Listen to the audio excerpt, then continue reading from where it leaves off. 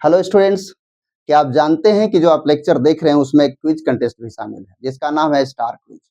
ठीक है, scholarship talent and reward quiz. इसमें शामिल होने के लिए आपको क्या करना है कि पूरी लेक्चर को देखना है जो जेई मेंस एडवांस और नीट से बिलोंग करता है। क्वेश्चन भी आपको उसमें कराए जाएंगे जो उससे बिलोंग करता है। इसके बाद जब आप सीख लेते हैं तो आप डिस्क्रिप्शन में जाइए, वहां जाकर एक लिंक मिलेगा, उसको क्लिक कीजिए, अपना नाम, मोबाइल नंबर और लेक्चर कोड भरें। ये लेक्चर कोड क्या है? लेक्चर बनाने के दौरान मैं लेक्चर कोड बोल दूंगा, वो लेक्चर कोड आपको वहां पे भरना है। जब सबमिट करेंगे तो आपको क्वेश्चन पोर्टल खुलेगा, क्विज पोर्टल खुल जाएगा। वहां 5 क्वेश्चन आपको मिलेंगे, 5 का आप आंसर कीजिए। अगर उसमें से कोई 3 सही हो जाता है तो आपका नाम सेलेक्ट हो जाता है। एवरी संडे को लकी ड्रॉ होती है, उसमें अगर आपका नाम सेलेक्ट हो जाता है, आ जाता है, तो आप क्विज विन कर गए। इस तरह से महीने में आप जितने क्विज विन करेंगे उतने 100 रुपीज आप रिवार्ड के रूप में पाएंगे। तो इस तरह से आपका एक बेहतर तैयारी भी हो जाती है, क्विज में आप रिवार्ड भी विन कर जाते हैं और आगे आने वाला दिन में आप अपना कंपटीशन भी विन कर जाएंगे। ओके, बेस्ट ऑफ लक मेरे तरफ से आपको क्विज में विन करने के लिए। अब आप जाइए और लेक्चर देखिए। आज फिर हम लोग पढ़ने वाले हैं, कुछ क्वेश्चन करने वाले हैं। आज का टॉपिक हम लोग का है work done on moving charge. देखो, work done on moving charge, अगर हम चार्ज को एक जगह से दूसरे जगह डिस्प्लेस करते हैं तो वर्क डन कितना होता है, कैसे फाइंड करते हैं, आज इसके बारे में हम लोग पढ़ेंगे। तो मान लो कि कोई चार्ज सिस्टम है, एक चार्ज ये है Q1 और एक चार्ज ये है Q2, बीच का डिस्टेंस है R। अब इन दोनों का पोटेंशियल एनर्जी क्या होगा, या कोई भी सिस्टम रहेगा आपके पास, मल्टीपल चार्जेज होंगे, उस पूरे सिस्टम का एनर्जी क्या है, इनिशियल और फाइनल, ये आपको फाइंड करना है। क्योंकि work done on moving charge is equal to होता है final energy of the system minus initial energy of the system. Okay, यही आपका है कंसेप्ट, बस इतना ही पे सब कुछ बनेगा। तो यहां देखो, अगर दो चार्जेज हमारे पास है Q1 एंड Q2, तो initial energy of the system हो जाएगा के Q1 Q2 अपॉन R। मान लो कि एक कोई चार्ज को, किसी एक चार्ज को यहां से उठा के हमने यहां रख दिया और बताया कि ये वाली डिस्टेंस हो गया 3R। यहां से चार्ज मैं उठा करके यहां पे लाके रख दिया, Q2 अब यहां पहुंच गया। अब final energy of the system क्या होगा, UF इक्वल टू के Q1 Q2 upon 3R। Work done कैसे निकलेगा, तो वर्क डन इस फॉर्मूले पे हम आ जाएंगे, work done is equal to final energy final energy कितना है, के Q1 Q2 upon 3R minus के Q1 Q2 upon R। Subtract कर लिया जाए इसको, 3R हो गया, के Q1 Q2 माइनस डिवाइड करेंगे तो 3 आएगा, 3 के Q1 Q2 equal to minus 2 के Q1 Q2 अपॉन 3R। यही हो गया हम लोग का वर्क डन। एक चार्ज को मूव करके दूसरे जगह पहुंचा दिए, उसमें वर्क डन क्या होगा, बस कंसेप्ट यही है। अब इस पर क्वेश्चन अलग अलग और भी कैसे होंगे। अब एक बात और ध्यान देना है, जरा बढ़िया सोचना, अगर इस चार्ज को मैं ऐसे ऐसे घुमाते फिराते ले जाता और यहां रख देता, तो इसके बारे में कोई चर्चा है क्या, कैसे कैसे आप ले गए हैं, इसका कोई चर्चा नहीं। सिर्फ इनिशियल और फाइनल एनर्जी को आपको देखना है, पाथ कैसे कैसे गया है इससे आपको कोई मतलब नहीं है। It depends only on initial and final position of the charge. ठीक है, आगे चलो। अब यहां पे देखो कि दो चार्ज पहले से रखा हुआ है, वही वाली बात है। मान लो ये वाला चार्ज है Q1, ये है चार्ज Q2, और इनिशियल जो डिस्टेंस है मान लिया जाए वो L रखा हुआ है।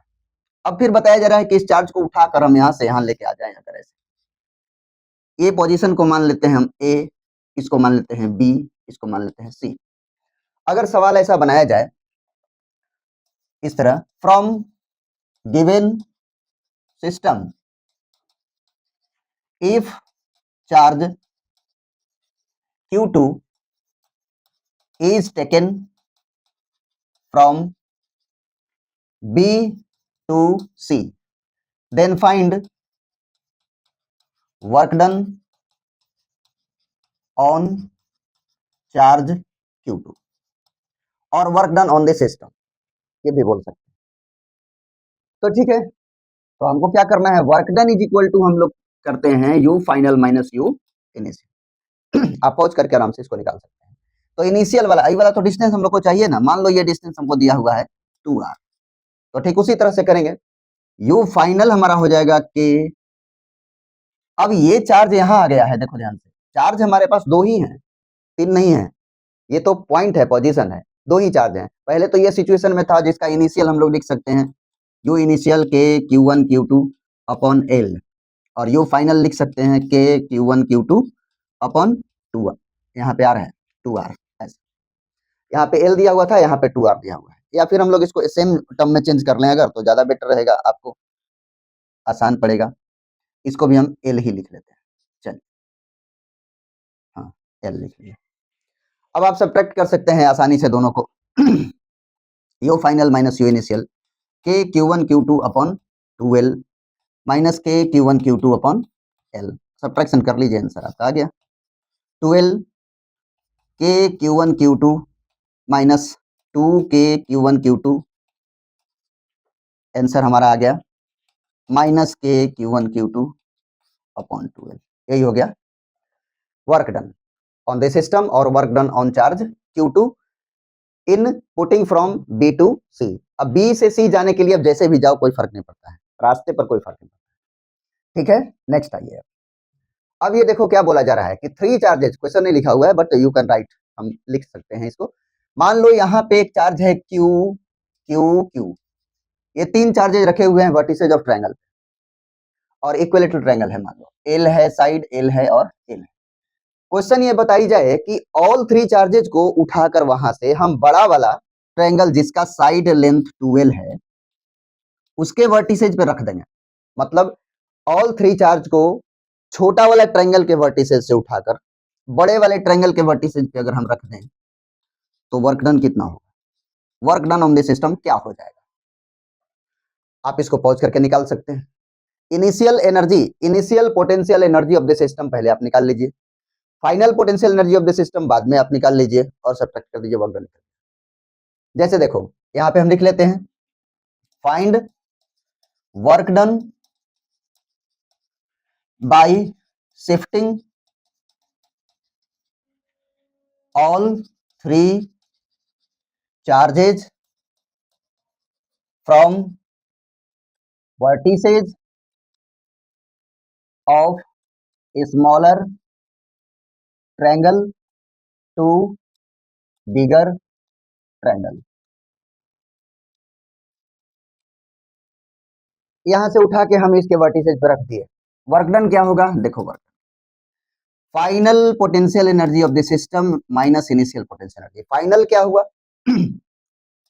फाइनल हो गया के Q1, एक बार ध्यान दो पहले मैं बताया हूं, इसका जो initial potential energy of the system है, जो कि मैं पीछे भी पढ़ाया था जहां पर पोटेंशियल एनर्जी बता रहा था, तो ये अपने एक पेयर का होगा, ये एक पेयर का होगा, ये पेयर का होगा, या मतलब हो जाएगा 3k² अपॉन एल, क्योंकि 3 सेट ऐसा मिल रहा है और तीनों को जोड़ना होगा, तो जोड़ेंगे तो कितना आ जाएगा। उसी तरह ये तो इनिशियल हो गया, उसी तरह इसका हो जाएगा you final 3k² upon 2l, और इस बार हम लोग इसको सब्ट्रैक्ट कर देंगे तो हमको आंसर मिल जाएगा Q² upon 2l minus 3k² upon l।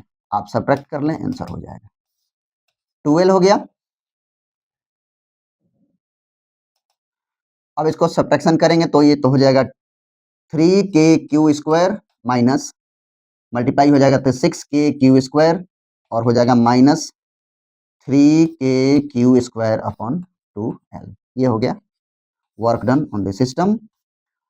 सारे तीनों चार्ज को छोटे वाले ट्रायंगल के वर्टिसेज से उठाकर बड़े वाले ट्रायंगल के वर्टिसेज पे रखने में वर्क डन कितना हो गया। इससे एक और क्वेश्चन एराइज होता है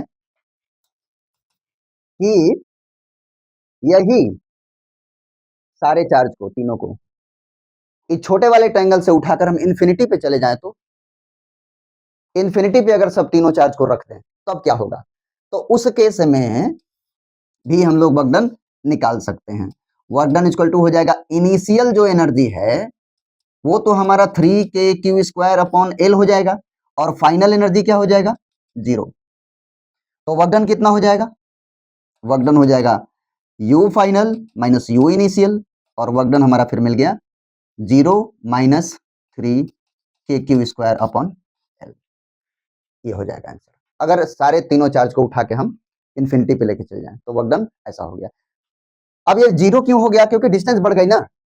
फार्मूला हम लोग का क्या है, पोटेंशियल एनर्जी का फार्मूला है कि Q1 Q2 बाई R। अगर R बहुत बड़ा आपने कर दिया तो ये तो बहुत छोटा हो गया ना, फिर 0 हो गया क्योंकि डिवाइड है।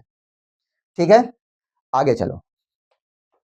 अब देखो यहाँ पे दूसरा क्वेश्चन क्या बोलता है, which among the following statement is true about the work done in bringing a unit positive charge from point P to Q in an electrostatic field. कोई इलेक्ट्रोस्टैटिक फील्ड है जहां से हम चार्ज P से उठाकर Q पर ले जा रहे हैं, P से उठाकर Q पे ले जा रहे हैं। उसके 3 रास्ते दिए हुए हैं, एक इस रास्ता से, एक इस रास्ते से, एक सीधे सीधे। और पूछा जा रहा है कि minimum work is done in case of path 2। Path 2 में सबसे मिनिमम वर्क डन किया जा रहा है, ऐसे कर करके पूछा जा रहा है सवाल। Maximum work is done in case of path 1। Path 1 में सबसे ज्यादा वर्क डन किया जा रहा है। Work done is same in all the 3 paths. Work done is 0 in case of path 2। स्पष्ट मैंने बताया था आपको, does not depend on path, just पीछे बताया था। इसलिए ऑल 3 केसेज में वर्क डन बराबर ही होगा क्योंकि हमारा इनिशियल और फाइनल पोजीशन पर डिपेंड करता है। ठीक है, तो work done is same in all 3 paths, ये हमारा हो जाएगा आंसर। नेक्स्ट देखिए, ये देखिए इलेक्ट्रिक फील्ड दिया हुआ है। क्वेश्चन बोल रहा है कि figure shows 3 points ABC in a region of uniform electric field. The line AB is perpendicular to BC. BC पर लाइन AB है, ये perpendicular. BC is parallel to field, और BC क्या है, फील्ड के पैरेलल। BC क्या है, field के parallel. Then which of the following holds good? इसमें से कौन सही होगा? पोटेंशियल के बारे में बताया जा रहा है, इसमें से कौन सही होगा। देखो अब सवाल ये आता है कि पोटेंशियल और फील्ड का रिलेशन क्या है। Delta V equal to minus E delta R, ये रिलेशन भी है। तो अब ध्यान दो कि ये जो पोजीशन है और ये जो पोजीशन है, इलेक्ट्रिक फील्ड के रिस्पेक्ट में सेम ही पोजीशन है। ऐसा नहीं है कि आगे पीछे है। इलेक्ट्रिक फील्ड में अगर आप कोई परपेंडिकुलर लाइन ड्रॉ कर देते हैं, ये हो गया इलेक्ट्रिक फील्ड, और आप परपेंडिकुलर लाइन ड्रॉ कर देते हैं, तो जो पोटेंशियल यहां होगा वही पोटेंशियल यहां होगा, वही यहां होगा, वही यहां होगा। परपेंडिकुलर लाइन पर सभी जगह पोटेंशियल बराबर ही होगा। बट अगर आपने आर को चेंज कर दिया, यानी इस डायरेक्शन में आप इधर मूव कर गए या इधर मूव कर गए, तो आपने आर को चेंज कर दिया इस डायरेक्शन में। मतलब देखो डी आर जो होता है, जो शिफ्ट होता है, जो डिस्प्लेसमेंट होता है, वो अलोंग द इलेक्ट्रिक फील्ड होना चाहिए, आइदर इन दिस साइड और in this side. Along the electric field shift होना चाहिए, तभी पोटेंशियल चेंज होता है। यहां पर क्या हो रहा है कि शिफ्ट तो इलेक्ट्रिक फील्ड में हो ही नहीं रहा है, ये तो इसी के परपेंडिकुलर है, इसलिए भी ए और भी बी दोनों ही इक्वल होगा। भी ए और भी बी दोनों इक्वल होगा। और जैसे ये भी मैं बताया था, पिछले दिन भी बताया था, आज मैं बता रहा हूं कि आप इलेक्ट्रिक फील्ड के डायरेक्शन में जब बढ़ते हैं तो पोटेंशियल घटते जाता है, इलेक्ट्रिक फील्ड के डायरेक्शन में आप बढ़ेंगे तो पोटेंशियल घटता जाएगा। मतलब सी पॉइंट का पोटेंशियल छोटा होगा। तो हमारा आंसर हो जाएगा भी A equal to V B greater than V C. कौन आंसर है ये? स्पष्ट समझ लिए आप। इलेक्ट्रिक फील्ड में कोई भी परपेंडिकुलर लाइन ड्रॉ करेंगे तो हर जगह का पोटेंशियल सेम होगा। पोटेंशियल कम बेसी तभी होता है जब हम इलेक्ट्रिक फील्ड के लाइन में शिफ्ट करते हैं। आगे बढ़ेंगे इलेक्ट्रिक फील्ड के डायरेक्शन में तो पोटेंशियल घटेगा, पीछे आएंगे तो बढ़ेगा। ठीक है, नेक्स्ट देखो। अब देखो क्या बोल रहा है, चूज द करेक्ट। लेक्चर 4 का लेक्चर कोड है 4130। एक बार फिर से 4130। स्टेटमेंट करेक्ट स्टेटमेंट को चूज करना है, सेलेक्ट करना है। An electron at higher potential has lower potential energy. देखो एनर्जी की बात है, ये है इलेक्ट्रिक फील्ड, यहां का पोटेंशियल ए पॉइंट लेते हैं, ये बी पॉइंट लेते हैं, किस जगह का पोटेंशियल बड़ा है?